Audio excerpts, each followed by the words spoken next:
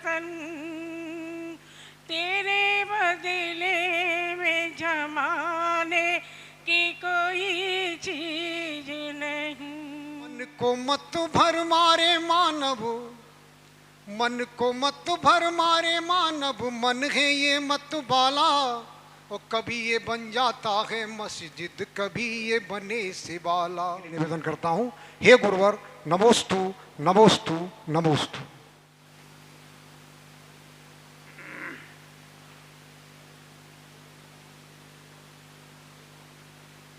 जयन्ति यस्या वदतोऽपि भारती, विभूतेऽस्तीर्थितोपनीतो, शिवाय धात्रे सुगताय विष्णवे, विनाय तस्मै सकलात्मने नमः। देवालय के जरर से शीतलनाथ भगवान की, देवादित्य महावीर भगवान की, कमटेश्वर बाहुबली भगवान की, कतरवर्तेश भगवान की। ज्ञानियों के ज्ञान में तू, ध्यानियों के ध्यान में तू, संगीतों की तान में तू आने की विराजी है। सुगतों की बुद्धि में तू, शिव जी की रिद्धि में तू, ब्रह्मा जी के ब्रह्म में तू ज्ञान वो विराजी है। विष्णु की शान में तू, राम हनुमान में तू, भिन्न भिन्न मत के तू मति में विराजी है। वैशेषिक के सांख्य चार वाक मत, जैनियों के अमित मति मन बन के विराजी। योदासांग वही जनवाणी माता जय। कुंद कुंदाचार्य भगवान की जय। 20वीं सदी के प्रथमाचार्य चार्य चक्रवर्ती आचार्य श्री शांतागर जी महाराज की जय। तत्रे पट्टाधीश आचार्य श्रोमणी गुरु श्री धर्म सागर जी महाराज की जय। मम शिक्षा गुरु ज्ञान श्रोमणी आचार्य कवि सुसागर जी महाराज की जय। जिन कमनाओं करुण राज की जय। बोले परम पूज्य प्रज्ञा संभाल योगी मुनि श्री हमेश सागर जी महाराज की, समस्त मुनि संघ की।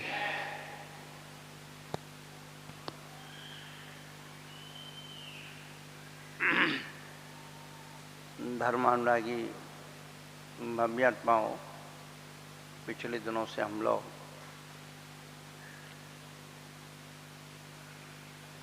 आस्था और भक्ति के बारे में सुने।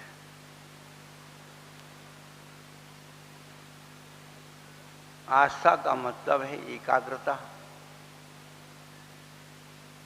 आस्था का मतलब स्थिरता,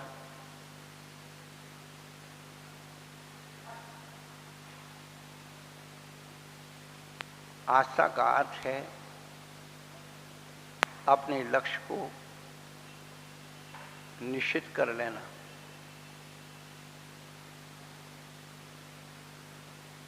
आस्था का अर्थ है भटकन मिट जाना। मैंने तोरे ही भरोसे भगवान भंवर में नैया डाले। अपना कुछ भी ना बचे, सब उसको अर्पण कर दें, उसका नाम आस्था है। और यदि कुछ बचा के रखा है तो जो तुमने बचा के रखा वही तुम्हें डुबा देगा।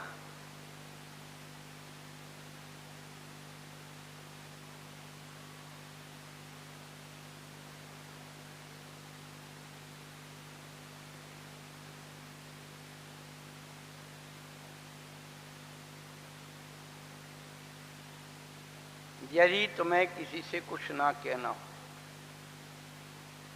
यदि तुम्हें किसी को कुछ ना बताना हो तो खुद को भी मत बताओ।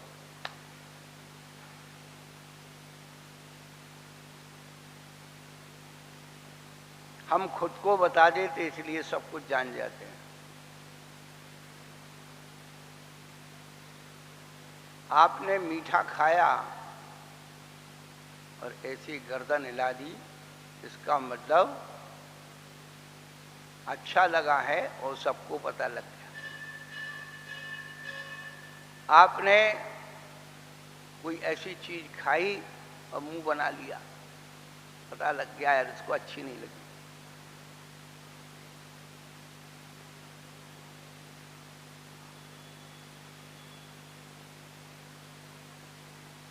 बस ये दो चीजों की साधना, माध्यस्थ वृत्ति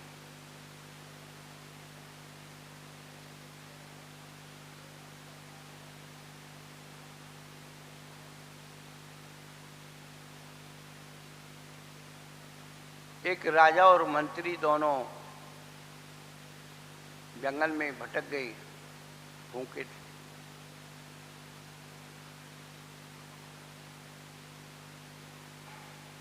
एक फल वाला पेड़ मिला,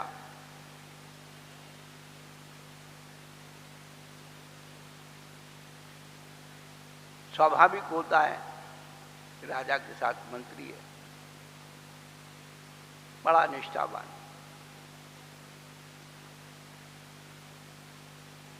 उस पेड़ में ज्यादा फल नहीं थे और भूखे।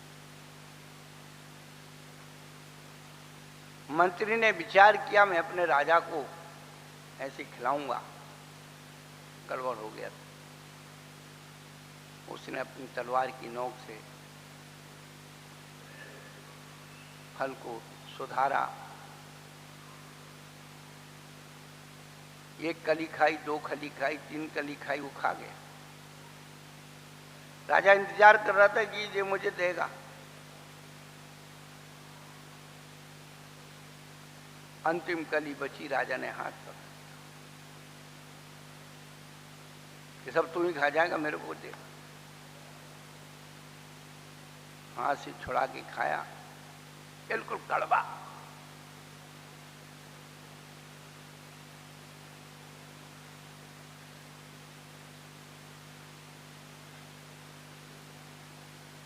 राजा ने पूछा ये क्या? राजन, इतना कड़वा फल में आपको कैसे खिला? उसने चेहरे से व्यक्त नहीं होने दिया कि मीठा है या कड़वा। इतनी सहजता अपनी चेतना में आ जाए, उसका नाम आस्था है।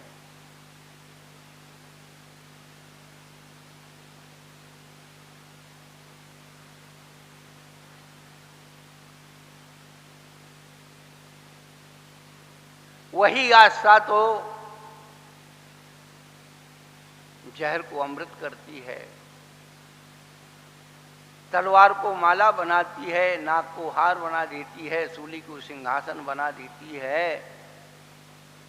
उसका नाम आस्था है।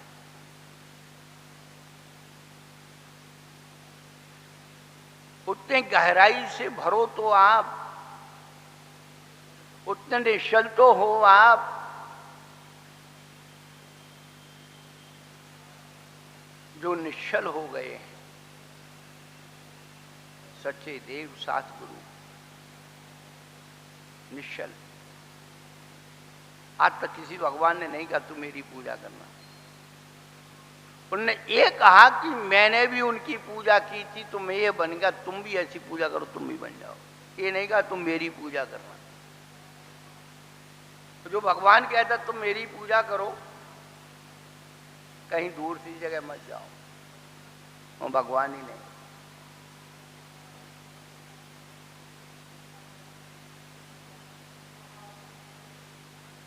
जो गुरु कहता है कुंत में मुझे मानो, दूसरों के पास मत जाओ, वो गुरु नहीं।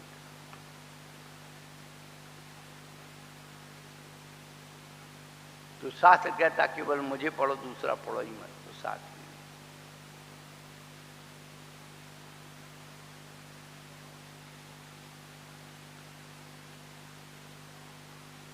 हम तो सबको मानते हैं भगवान, जिसने राग देश काम आदिक जीते सब विद्यान।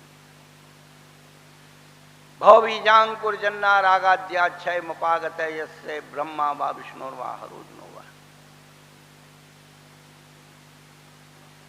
ऐसे व्यक्ति को भगवान मानते हैं, उसकी भक्ति करते हैं।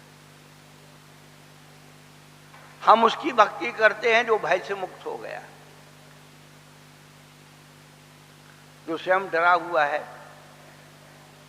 वो दूसरों की रक्षा कैसे करे? जो दूसरों को डराता है वो एक दिन तुम्हें भी डराएगा, ये जान रखना।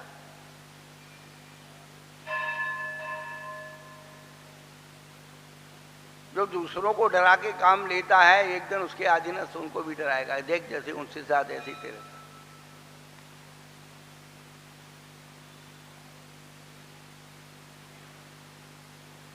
भक्ति का मतलब है निर्भय टाका जन्म।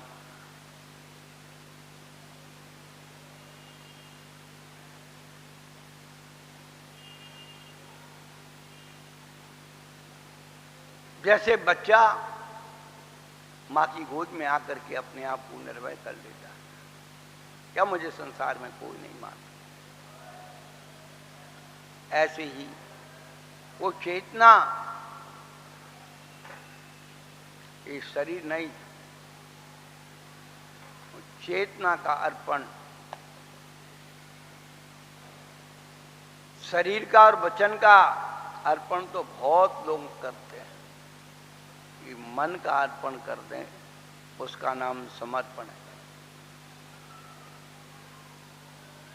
वो मन उठा करके रख दें कि मेरा कुछ भी नहीं है, वो समर्पण है। उस समर्पण में शरीर को तकलीफ हो सकती है, वचनों से तकलीफ हो सकती है, लेकिन उसका जो सुख है समर्पण का, वो अकल्पनीय है।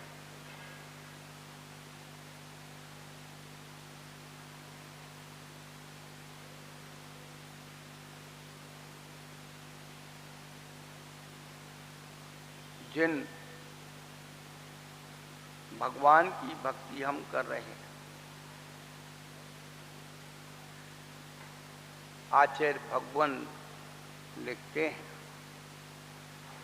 उस भक्ति के बदले हमें क्या मिलने वाला है। जिन्हें भक्ति सदास्तु मे, सम्यक् त्वमेव संसारे वारणम मोक्षिकारणम।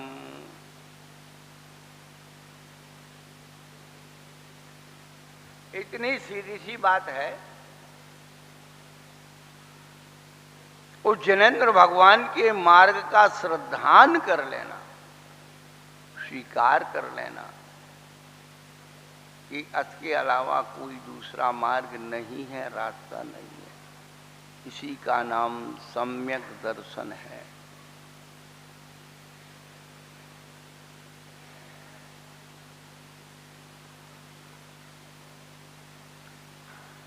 यदमेव दृश्यमेव तत्त्वं नान्य चान्यथा इत्कंपाय सांभोवत् सन्मार्गे संस्यात्। इदमेव, यही है, ईदृशम एव, इसी प्रकार है।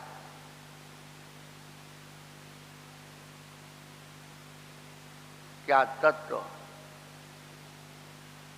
अन्यथा नहीं है और अन्य प्रकार नहीं है,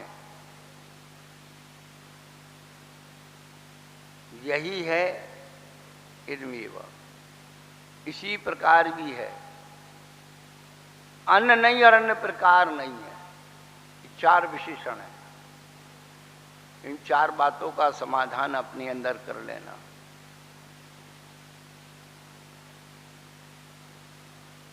ऐसी असंशय रुचि संशय रहित रुचि सम्यक दर्शन निशंकित है। जब हमने अपने भगवान को ही, उनके स्वरूप को, उनकी वाणी को अपने हिसाब से बना लिया,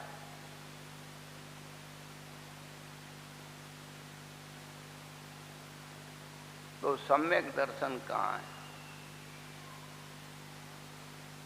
हम बार बार एक ही बात कहते, आजकल भीड़ दिख रही है धर्म के खिलाफ बोलने वालों, क्योंकि व्यक्ति वो सुनना चाहता जो उसके मन में भरा हुआ है।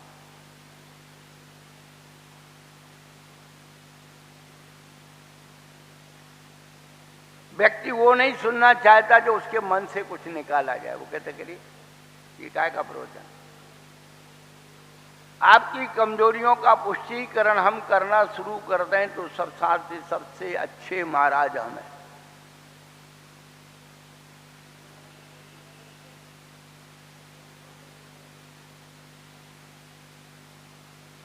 लोगों की धारणा है महाराज तो बहुत अच्छे हैं, बहुत ज्ञान है उनको, पर जिद्दी हैं, जिद्दी।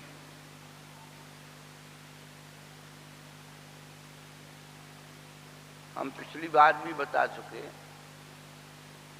कि जिद्दी होना और दृढ़ होना दोनों में अंतर होता है।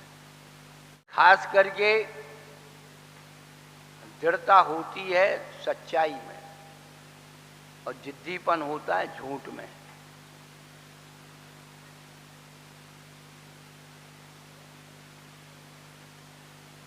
हम यदि अच्छे हैं तो दृढ़ हैं और गलत हैं तो जिद्दी है। हम अपने ऊपर बोल रहे हैं ना, पर सिद्ध तो करो हम गलत कहाँ हैं। सामने आके बैठो तो हम अपनी सच्चाई का कोई प्रमाण नहीं लेंगे। हमारे पास कुछ भी नहीं है देने को, आपके पास है गलत सिद्ध करने का, लाओ।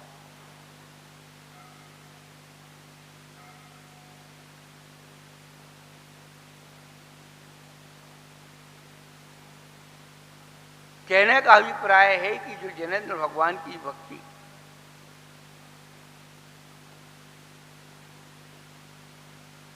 सम्यक दर्शन का कारण,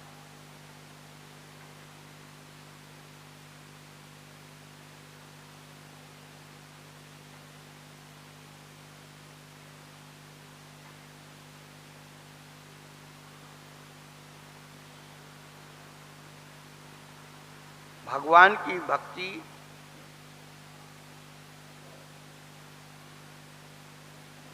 कैसे की जाती है? जैसे साधु की नवदा भक्ति से आहार दिया जाता है, ऐसे भगवान की भक्ति अष्ट द्रव्य और महाअर्घ के द्वारा।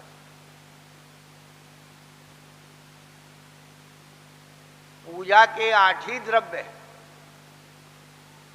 9वां द्रव्य अर्घ है।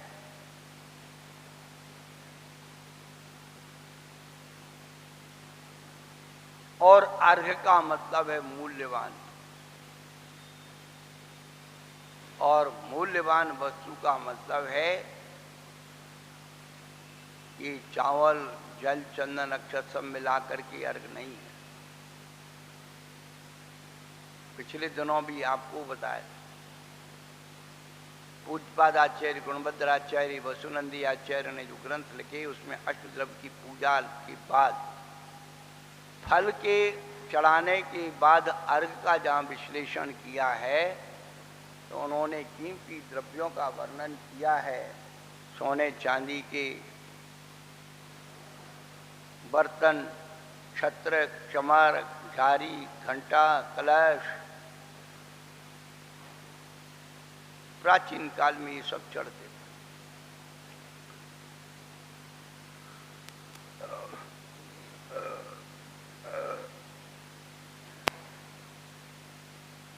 इसलिए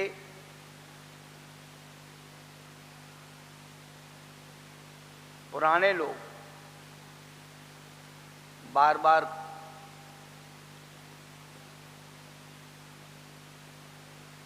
सुविधा ना होने के कारण कोई अपने जिंदगी में एक बार दो बार कुछ उपकरण बनाए, कुछ जमीन मंदिर के नाम कर दी, कोई दुकान कर दी, कोई मकान कर दिया, कोई धर्मशाला बनवा दी, ये सब अर्घ के रूपक हैं।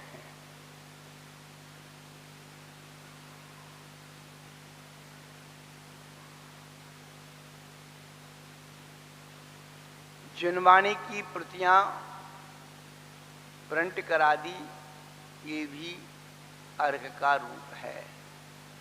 जिनवाणी को रखने के लिए स्थान बना दिया, वो भी अर्घ का रूप है।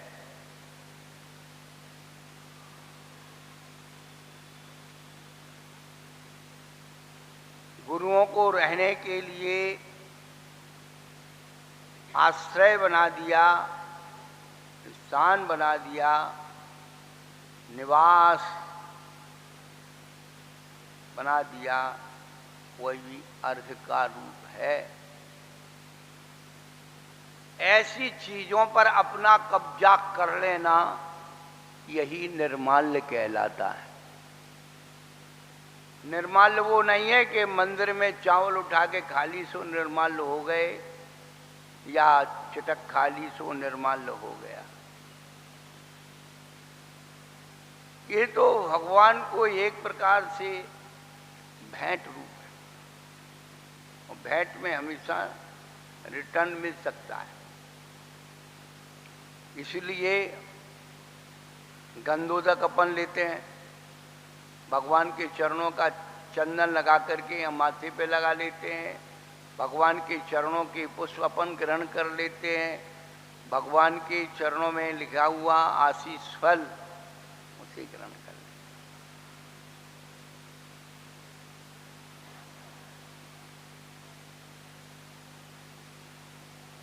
हैं। घर में नैवेद्य बनाई है तो अकेले भगवान को नहीं बनी, अपने लिए बनाई इसलिए भगवान को चढ़ा रहे।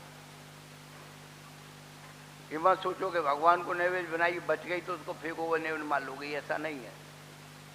नहीं तो फिर तुम्हारे घर में महाराज को चौका लगा, वो बच गया तो तुम फिर फेंकोगे क्या? वो तो निर्माल हो गया। क्या बात समझ में आ रही है, वाह। गौरव की मम्मी को ज्यादा समझ में आ रही है। ज्ञानी ने आत्मा, ज्ञानी आत्मा, शंका समाधान कर। असली निर्माल्य तो जो द्रव्य है, छत्र, चबर, मंडल, जो कीमती सोने चांदी के, इनमें हेर फेर करना, और पहले लोग ये सब चलाते चलाते कुछ हो गए, कुछ अपनी परेशानी आ गई, तो वो अर्घ के रूप में चढ़ाने के लिए गोलक की व्यवस्था कर।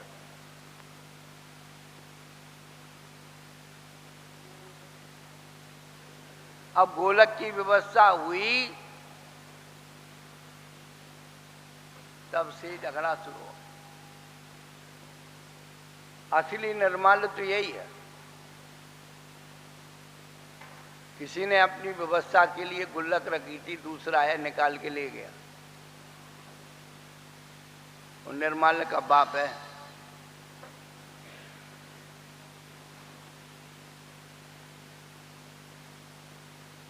भगवान की भक्ति, जिन्हें भक्ति, भक्ति का मतलब जो भगवान चाहता तू वो कर। भक्ति का मतलब ही है तो जो भगवान चाहता वो तू कर, और प्रार्थना का मतलब जो तू चाहता वो निवेदन कर।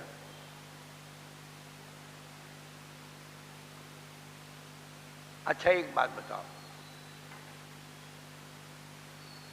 कोई लड़का है अपने पिताजी की बात मानता है, पिताजी जो कहते सो करते हैं, तो उसे क्या कहते हैं? पितृभक्त। और माता जो कहती वो कर देता तो मातृभक्त। अब आगे कुछ नहीं कहना,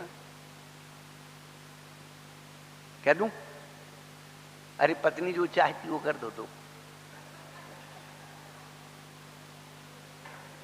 अब समझते तो कि यही कहने वाले थे महाराज, हमारे मुंह से कहलवाना चाहते।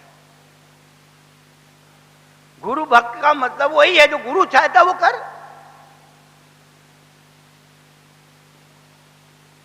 अब महाराज सुन ही नहीं रहे, तो तुमने महाराज की कब सुनी जो तुम्हारी सुने?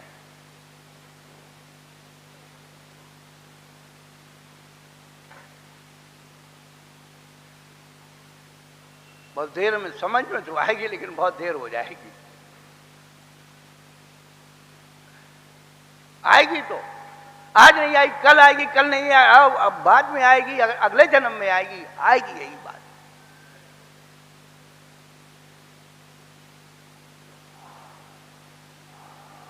पहले भक्ति करो, तब प्रार्थना निपजेगी।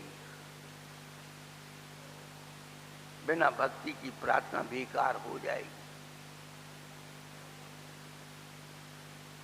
एक भक्त पहुंच गया हमारे पुरसोदा सागर जी, एक चुटकुला सुना, रामचंद्र जी के मंदिर में पहुंच गया और रो रहा है, भगवान मेरी घरवाली कोई उठा के ले गया, भगवान मेरी घरवाली। हनुमान जी बाजू में बैठे मुस्कुरा रहे हैं, अरे बेवकूफ, उनकी खो गई थी, वे अपनी नहीं ढूंढ पाए, तेरी कहां से ढूंढ देंगे।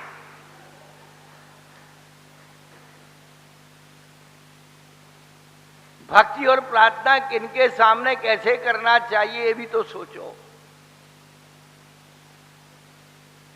भगवान की पूजा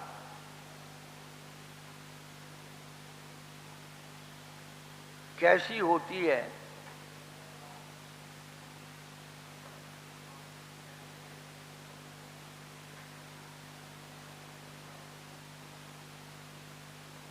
काम दुही काम दाहिनी पर चुनिया दाद तो नित्यम। स्वामी समर्थ भद्राचार्य ने बहुत प्यारी कारिका लिखी है। भगवान की पूजा भक्ति का रूप है, वो काम दुही काम दाहिनी, दो पद विरोधाभास में, विरोधाभास पद होते हैं। कल जो महानुभाव आए थे इलाहाबाद से, वो सांस्कृतिक विभाग में पांडुलिपियों का संरक्षण करते हैं, तो बहुत सारी बातें हुई जैन धर्म के बारे में, उन्हें कुछ भी। तो हमने सवेरे की सभा में ही कुछ बातें बताई थी, गीता के बारे में, रामायण के बारे में।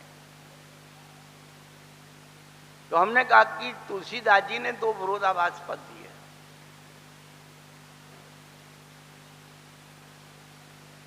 खुय वही जो राम रच राका, को कर तर्क बड़ा वही साका।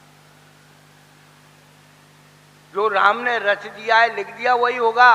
कौन तर्क लगा करके उसको शाखा को बढ़ाए, उसकी बात को लंबी।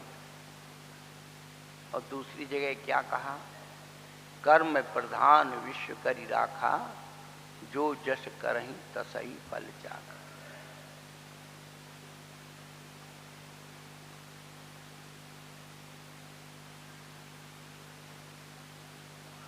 गीता में कहा कर्मण्यवाधिकार से मां फलेषु कदाचित्। कर्म करो, कर्म करने पर तुम्हारा अधिकार है, उसके फल की कांक्षा मत करो।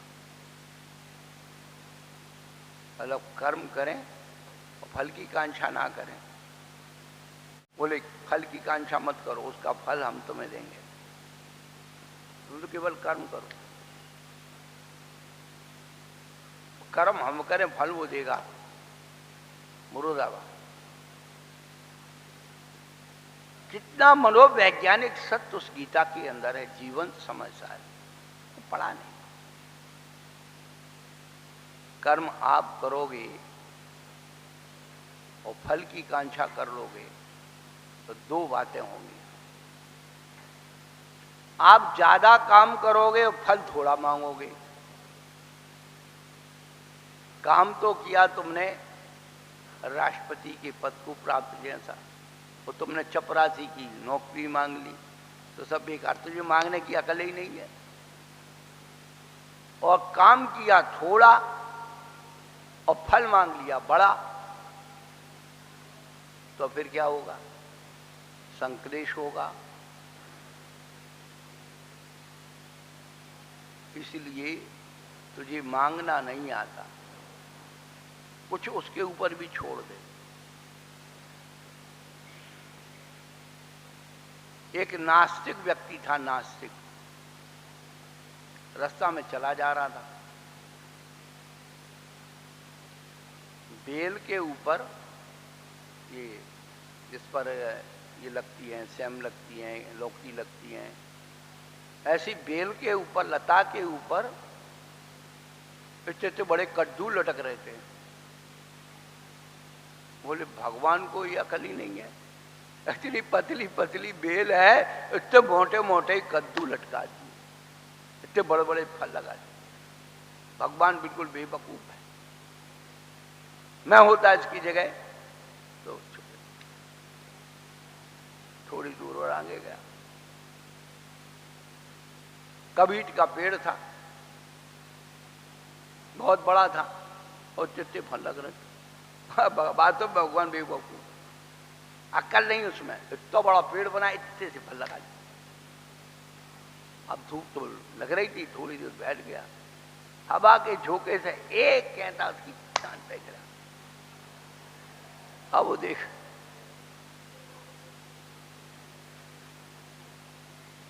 माथा, भगवान तू बड़ा अकल वाला है,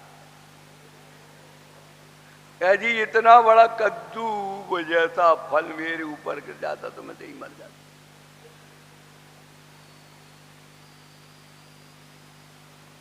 हम जो है गणेश जी को ज्ञान बांट रहे हैं। आजकल गणेश जी को ज्ञान बांटने वाले बहुत सारे लोग हो गए, इतने ज्ञानी हो गए, गणेश जी को ज्ञान बांट रहे हैं।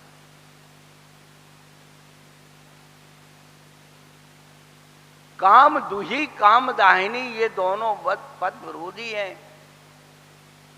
इच्छित फल देने और काम दाहिनी, इच्छाओं को नष्ट करना। मैंने बहुत चिंतन किया कि यार भगवान ऐसे ऐसे दोनों वाले ऐसी बातें क्यों लिख देते हैं। इतना सुंदर जवाब निकल के आया उस जिनवाणी की असीम कृपा कि हमारी कुछ ऐसी इच्छाएं हैं जो कभी पूर्ति नहीं हो सकती है, अनिच्छित इच्छाओं को जला देती है, और जिसकी पूर्ति हो सकती है उसको फलित कर देती। अब फालतू का तुमने सोच लिया, टेंशन जिसको कहते हैं, तो भगवान की जो पूजा है वो टेंशन को दूर करती है। और टेंशन का मतलब वही है कि जो आप ना कर सकते ना हो सकता उसके बारे में सोचना, उसका ही नाम टेंशन है।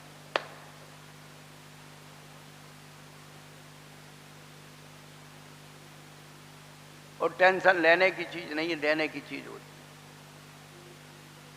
क्या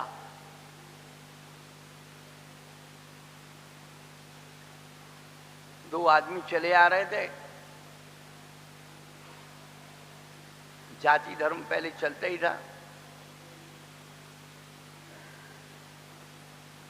तो एक तेली व्यक्ति था, सामने से जाट आ रहा था, उसने छेड़ दिया, अरे जाट तेरे सर पे खाट। जाट भी कम नहीं था, उसने कहा तेली रे तेली तेरे सर पे कोलू।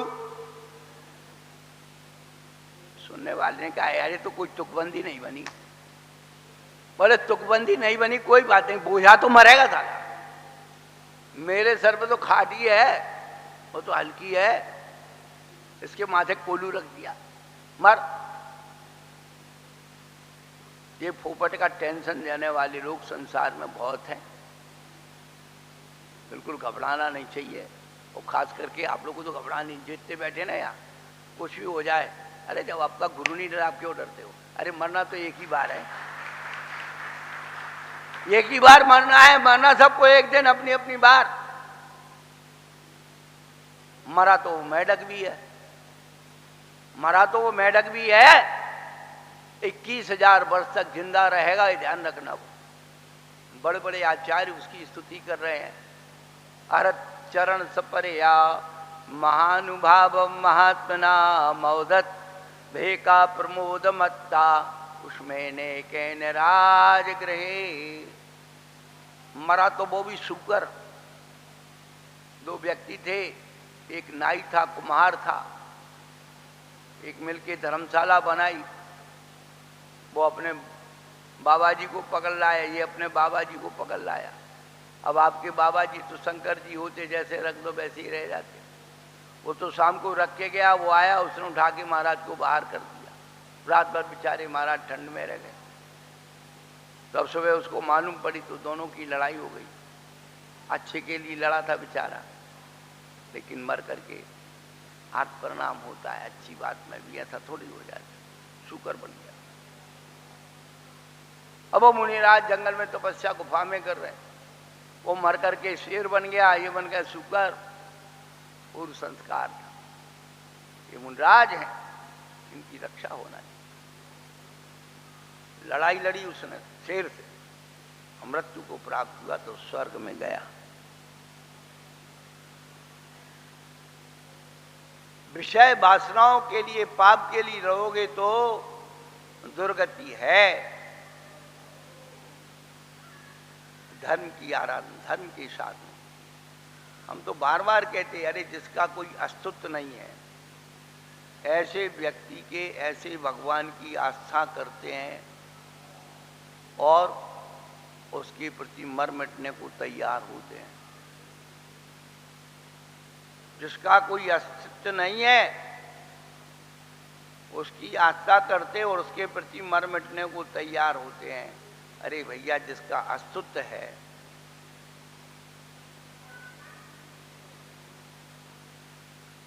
ना उसकी आस्था है और ना उसके प्रति कोई करने की भावना है। जो कुछ कर रहे हैं हम धर्म के नाम से अपने लिए कर रहे हैं। धर्म के लिए आप क्या कर रहे हो? धर्म के नाम से आप अपने लिए कर रहे हैं। महाराज का चातुर्मास कराया था, क्यों कराया? एक खर्चा निकल आएगा। तो जब ये समितियां नहीं बनती तो चातुर्मास नहीं होते थे क्या? लोग लगाने के लिए कि मेरा द्रव्य कुछ लग जाए, मैं धन हो जाऊं। अब महाराज से द्रव्य मिल जाए, इसलिए चातुर्मास करा। महाराज के कमरे में ही पहुंच जाते, लाओ महाराज हमारा खर्चा हो। महाराज कोई लीलाम कर दो।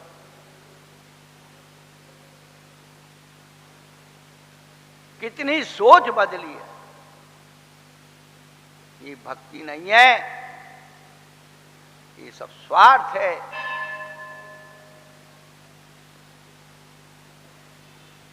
बंधु, कुछ नए सिरे से आपको सोचना होगा।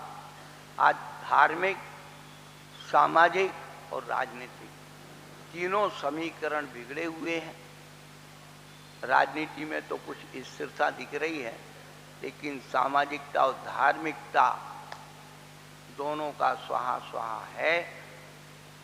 घरों में जो आपकी पत्नी चाहते हैं, बच्चे चाहते, वो हो रहा है, और धर्म में जो पंच चाहते वो हो रहा है। परमेश्वर का कोई मतलब नहीं।